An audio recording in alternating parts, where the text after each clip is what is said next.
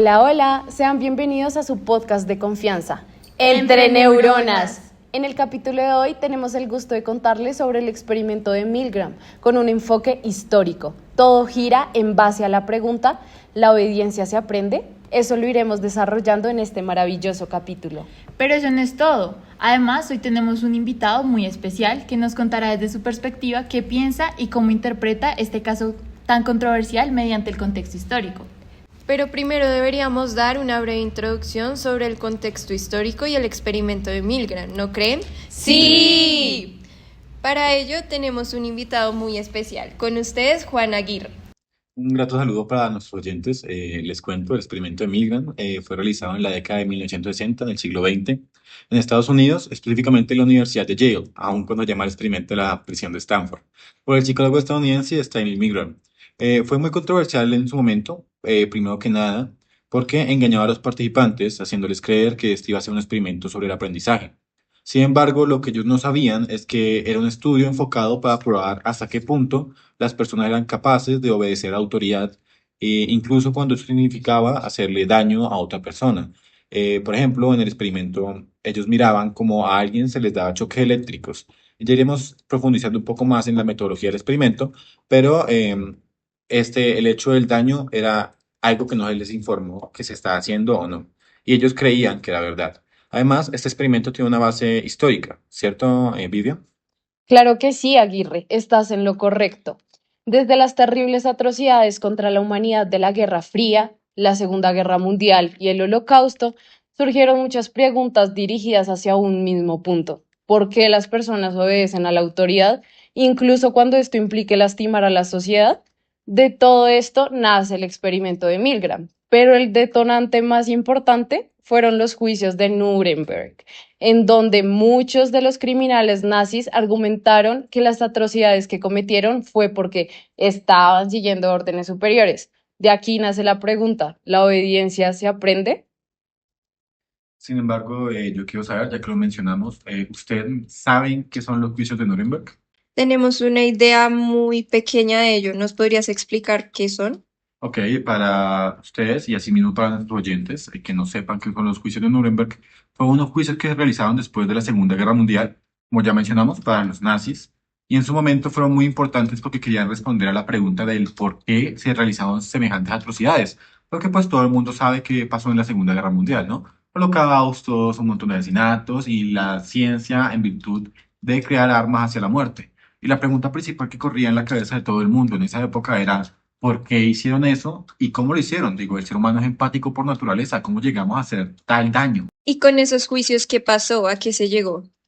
Lo que pasó en la investigación es que más que respuestas obtuvimos más preguntas, pues los oficiales nazis y todos aquellos que estuvieron incluidos en estas grandes masacres mencionaban que ellos solamente estaban siguiendo órdenes.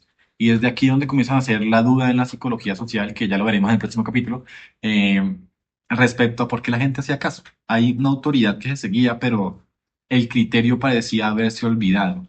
Además de que contextualmente esta pregunta era muy importante, porque en esa época, tras la Segunda Guerra Mundial, entramos a una guerra mucho menos violenta, pero que tenía una presión en la población general, que era la Guerra Fría.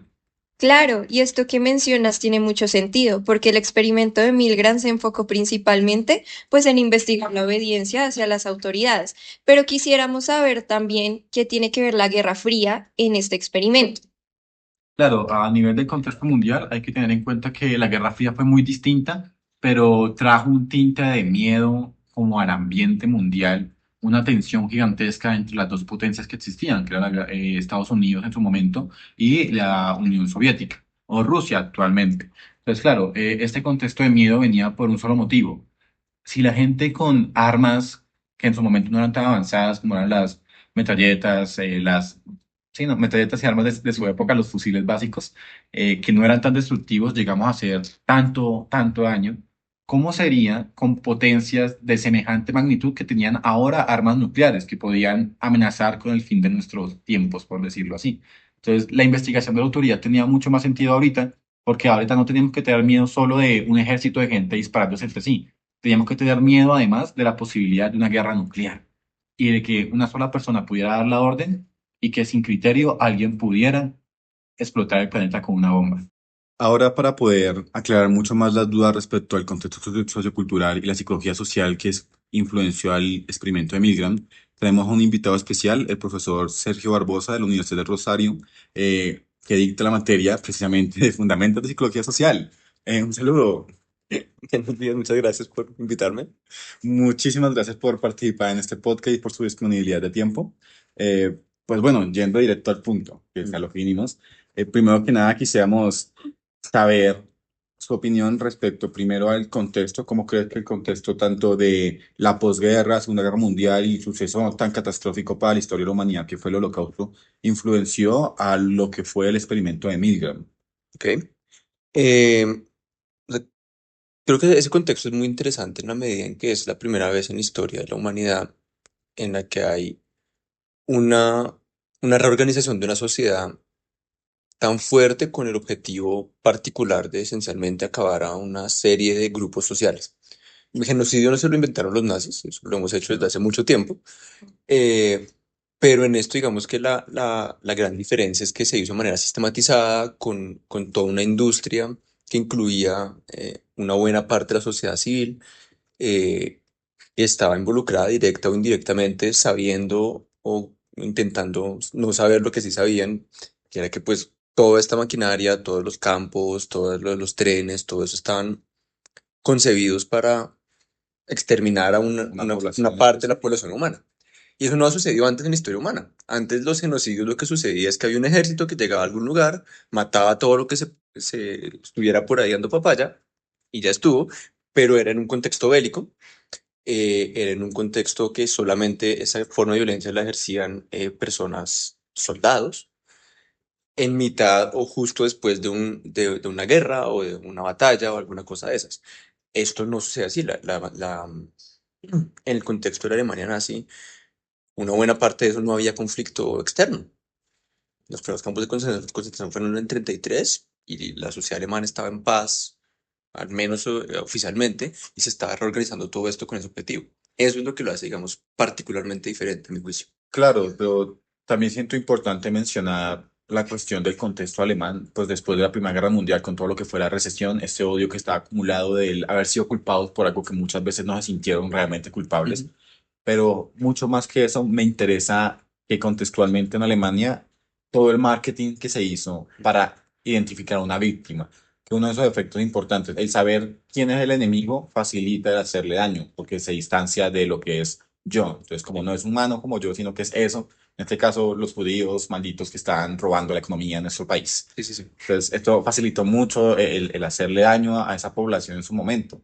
Me parece increíble porque creo que la primera vez que observé o que yo conozca o tenga Ujú. requerimiento histórico de que se hizo una campaña de marketing en contra de la población para precisamente exterminarlos. Mm. Hasta donde sí, coincido y eso, digamos que en términos políticos es una jugada política muy, muy hábil.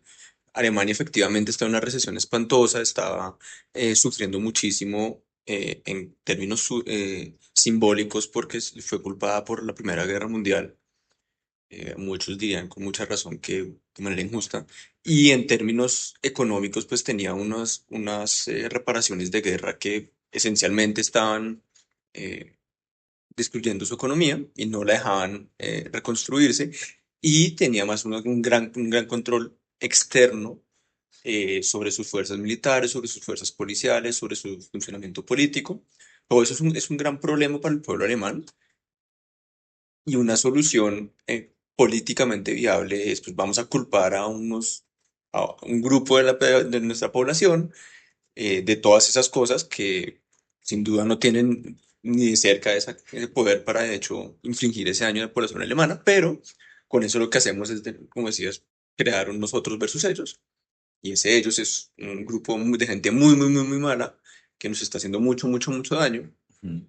razón por la cual entendemos que es justificado Hacer, terminarlos. claro, claro. Digamos que, en mi perspectiva, profe, ¿tú cómo dirías que el genocidio y los fenómenos de la obediencia a regímenes autoritarios ahí se ven reflejados? Em, hay muchos, detrás de esos hechos hay muchas causas que confluyen en una cosa horrible.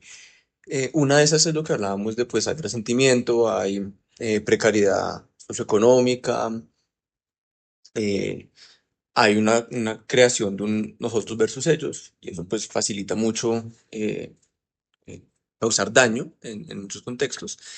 Eh, y además, en estos contextos lo que está sucediendo es que pues la mayoría de los hechos realizados en la medida en que se hicieron en un contexto, digamos, industrializado o militarizado, pues es una cosa que las personas ya saben cómo funciona, porque pues uno sabe cómo funciona el ejército y las personas en ese momento, pues los hombres teníamos que ir al ejército a prestar servicio casi obligatoriamente, y uno sabe cómo la relación autoritaria patrón-empleado o médico-paciente, cosas así, que, digamos, se asemeja, bueno, y ya digamos que predispone a las personas a obedecer em, ante las instrucciones de una figura que es vista como una figura de autoridad. Eso sucede en todas las sociedades humanas. Todas las sociedades humanas existen figuras que son reconocidas como autoridad, que a quienes se les sigue sus instrucciones, se les presta ciertas formas de respeto.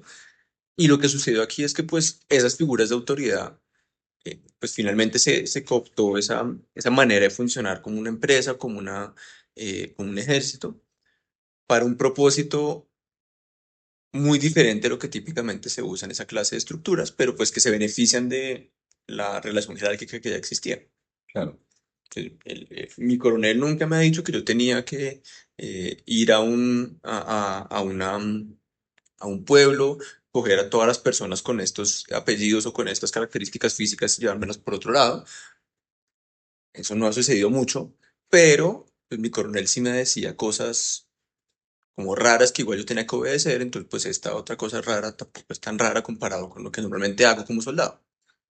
Y algo similar puede suceder con otras formas de jerarquía, por ejemplo, en el contexto empresarial, que la organización del Holocausto también fue una cosa montada sobre proveedores, sobre empresas. Que eran conocedores de lo que estaban pues, proveyendo y pues tenía sentido para lo que iba a pasar. Sí, o sospecho que tiene una fuerte idea de, en ese vagón de tren hay manos, no creo que eso tenga vacas adentro. Sí, Tal vez esas eso, redes de 5 dedos, eso no suena tanto como una vaca. No. eso no es una vaca, No.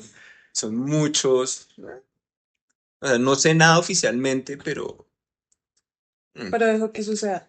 Claro. dejo que suceda y tampoco busco mucha más información, como, ay, ¿qué será? Porque si busco más información y me entero de qué es, Va a generar más curiosidad, más interés o Bueno, incluso remordimiento de no hacer sí, algo. claro. exacto, yo veo eso y una cosa es, yo sospecho que hay personas, o sea, yo veo que hay 200 personas en un vagón de tren que está diseñado para 3 vacas.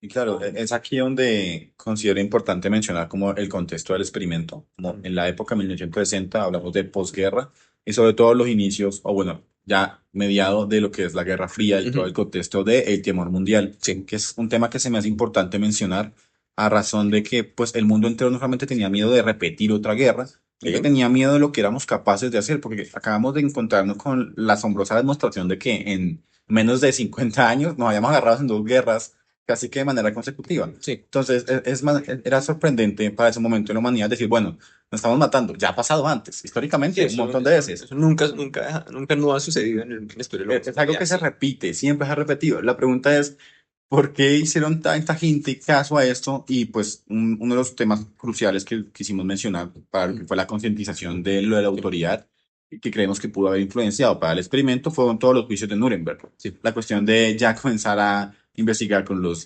principales mandatarios alemanes y que ellos dijeran, yo no tengo la culpa. A mí me dieron una Haciendo orden órdenes. y yo hice caso. Sí. Entonces, es aquí donde considero importante mencionar que creo que esta misma etapa de la historia, como el terror, de estos años de miedo constante a una guerra, también venía este miedo a esta cuestión de la autoridad, a la cuestión de qué fácil es lastimar al otro cuando alguien que yo considero pues una autoridad, alguien a quien yo obedezco, me da la orden. Sí. Y estoy de acuerdo que hay en ese contexto es bien interesante porque primero se supo y los juicios de Nuremberg demoraron bastante e iban por ese lado. Todas las personas decían esencialmente eso. Yo era un coronel, mi general me dijo que hiciera esto y esto y esto, y yo soy un buen coronel y pues hago lo que dice mi general como todo buen soldado. ¿Mm? O yo soy secretario, subsecretario de una entidad del gobierno y pues yo digo lo que me diga el ministro porque soy un buen subsecretario. ¿Mm? Y lo que eso contrastaba también es que la mayoría de las personas en esos contextos no solo decían esto, sino que además em, no tenían las demás características que uno esperaría de una persona cruel, de una persona sanguinaria, de una persona sádica. O sea, la mayoría de los casos eran personas que tenían relaciones de pareja, que tenían hijos, que cuidaban a sus hijos, que salían del campo de concentración a leerle historias a sus hijos y a tomarse un trago con su esposa. O Pues sea, sí. no eran personas como que disfrutaran, hasta donde sabemos en la mayor parte de los casos, que disfrutaran como el causarle daño a otros seres humanos. Sin embargo, evidentemente lo hacían y de manera sumamente eficiente y sumamente eh, disciplinada. Entonces, ¿cómo podemos explicar esa diferencia? Creo que ese es el interés mayor de estas investigaciones.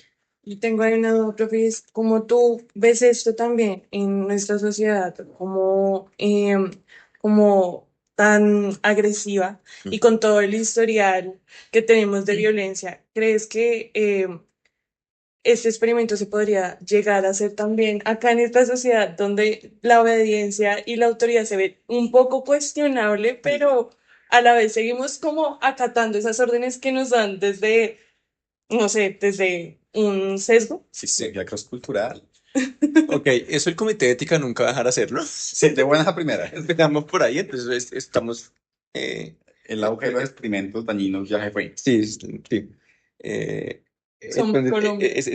estamos asumiendo que eso se hace en el contexto colombiano. Sospecho que encontramos lo mismo y de hecho en la historia reciente del país encontramos algo similar. Los falsos positivos es una cosa muy parecida. Sí. Yo estoy en un contexto militarizado, mi coronel me dice que yo debería hacer esto y esto y esto, yo lo hago y no me pregunto mucho, en el momento al menos, por qué debería yo coger a unos pelados de 16 años empobrecidos en un pueblo en el Cauca y mandarlos en un camión que va hacia Leticia. Pero mi coronel me dijo, yo voy y lo hago y me dieron unas vacaciones. Estuvo el bono de diciembre, papá. Sí. Sí, eso es Y buena oportunidad. sí, Claro. y en ese sentido, entiendo que en la JEP se ha demostrado que muchas personas en esos contextos sospechaban como, venga, esto es inusual. Esto no se parece mucho a lo que normalmente deberíamos estar haciendo en estos contextos, pero Eh, pues está lo mismo una cuestión de obediencia, en un contexto también empobrecido, en un contexto también de precariedad muy fuerte socioeconómica, en un contexto de estigmatización en contra de ciertos grupos sociales por su etnia, por sus orígenes culturales, por su estatus socioeconómico. La, Parecido, en cierta medida. la pregunta que vendría pues, a ser más interesante, en mi opinión, respecto al experimento, aunque lo que más tratamos es la obediencia, Mm, es por qué la persona, aun cuando desvincula la responsabilidad, que se considera uno de los motivos principales, mm, aún así la moralidad debería quedar. La persona sigue teniendo su criterio de moralidad, pero muchas otras personas perdieron el criterio. La pregunta correcta es, ¿a qué se debe la pérdida de criterio? ¿Solo por la orden? ¿Es porque yo considero que la persona que me está dando la orden tiene un criterio mayor al que yo considero ujú. que tengo? ¿O esa razón de que, no sé, quiero mantener mi puesto o hay un beneficio social por el hecho de hacerlo? ¿O estamos funcionando muchas variables y solamente hacemos caso por que pasaron muchas cosas a la vez? Sí.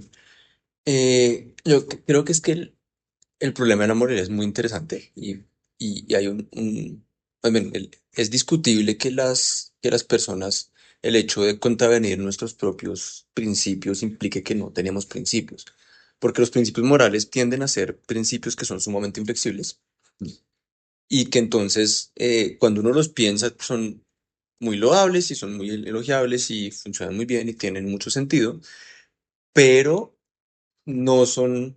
eh, no son realizables en el mundo de real.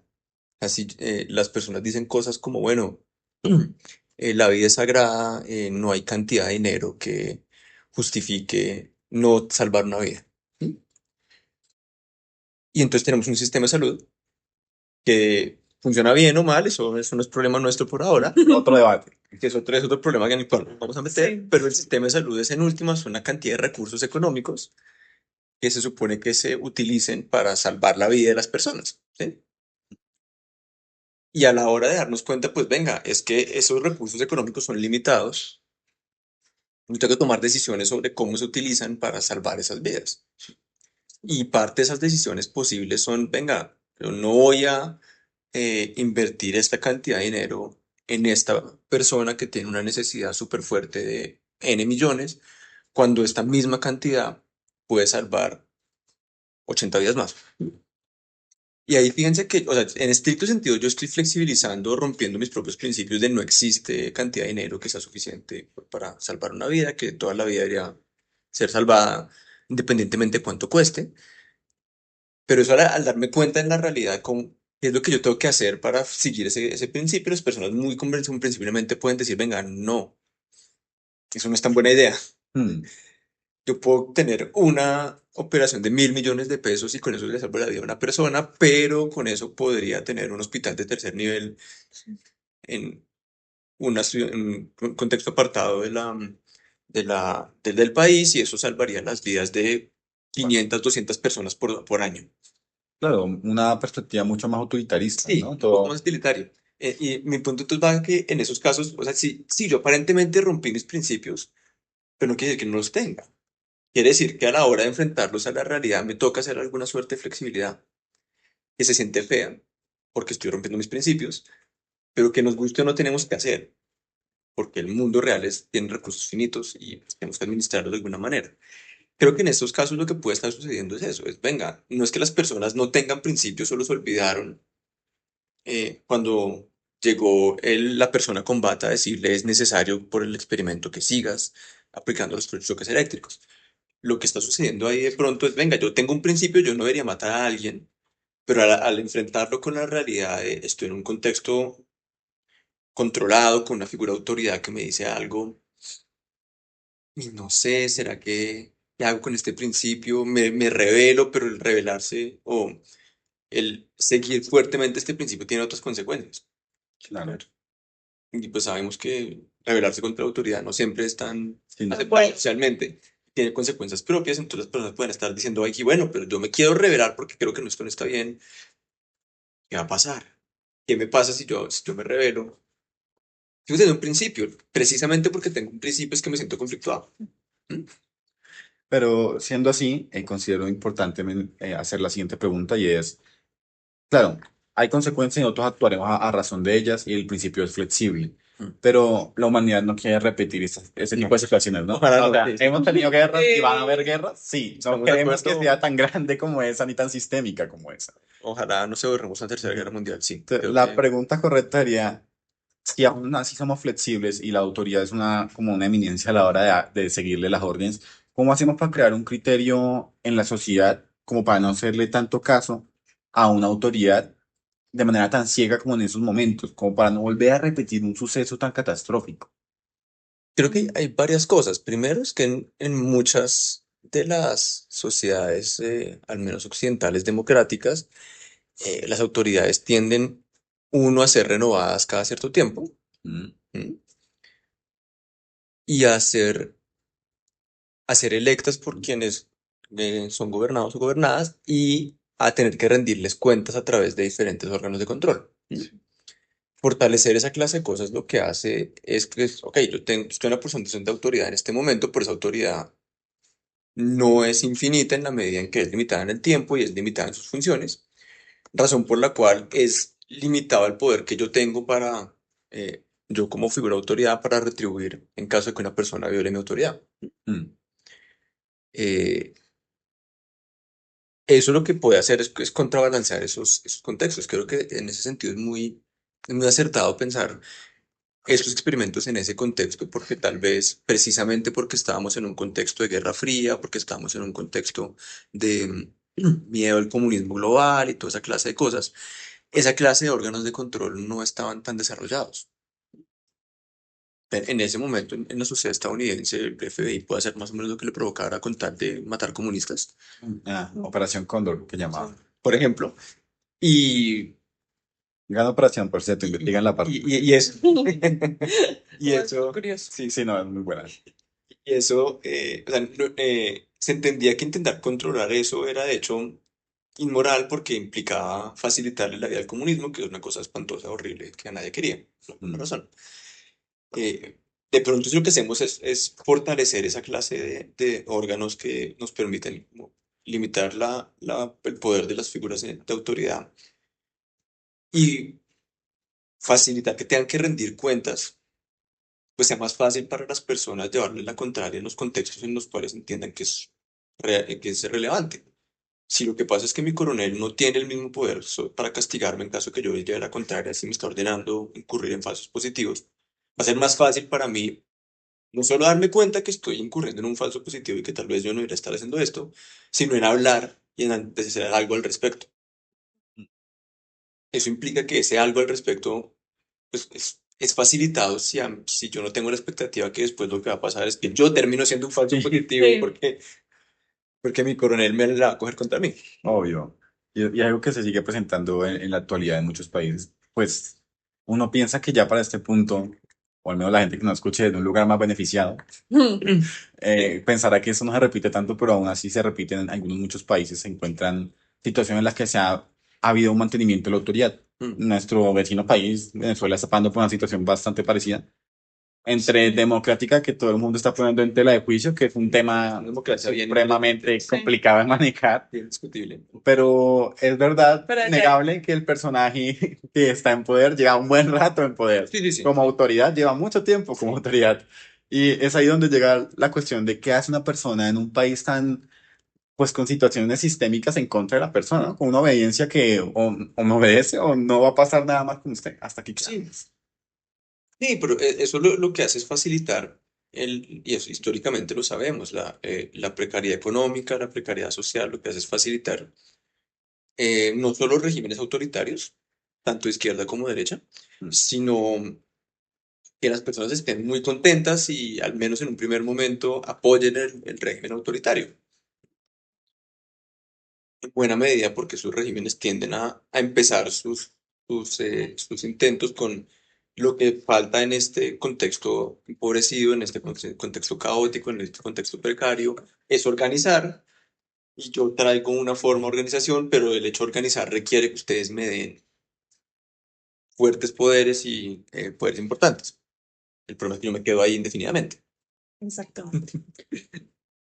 Oye, profe, la verdad nos das una perspectiva más, digamos que globalizada, diferente, y haces que entendamos un poco más como el tema. Agradecemos que hayas aceptado la invitación y pues, gracias. Mucho gusto, cuando quieran. Para nuestros oyentes, decirles que aún les quedan 2 capítulos más. En el próximo capítulo hablaremos respecto a los procesos psicológicos, tanto social, de la psicología social que afectaron, por ejemplo, la motivación, pero también hablaremos de los procesos biológicos que estuvieron inmiscuidos en la obediencia. Nos veremos en el próximo episodio. Gracias.